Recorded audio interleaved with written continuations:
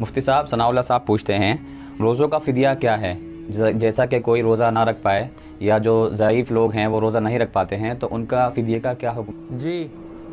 انہوں نے پوچھا ہے کہ روزوں کا فدیہ کیا ہے. تو ہمیں یہ بات یاد رکھنی چاہیے کہ اگر کوئی آدمی بالکل بوڑھا ہو یا اسی طرح ایسی بیماری کا شکار ہو کہ وہ بیماری مسلسل بڑھ رہی ہو اور صحت مند ہونے کی امید نہ ہو کہ اسے روزہ رکھنے کی طاقت پیدا ہو سکے، تو ایسے شخص کے لیے شریعت نے یہ گنجائش رکھی ہے کہ وہ اپنے روزوں کا فدیہ ادا کر دے. لیکن اگر کسی آدمی نے روزوں کا فدیہ ادا کر دیا اور روزوں کا فدیہ ادا کرنے کے بعد اس آدمی کو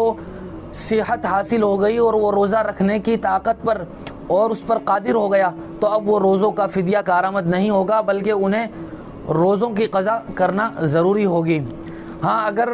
صحت مند نہ ہوا بلکہ اسی بیماری میں ہی اس کا انتقال ہو گیا یا زندگی میں موقع نہ ملا تو پھر روزوں کا فدیہ ادا کرنا پڑے گا، جس کی مقدار ایک روزے کے بدلے 2.25 کلو گیہوں یا اس کی قیمت بنتی ہے. مارکیٹ میں جو بھی اس کی قیمت بنتی ہو ایک روزے کی فدیے میں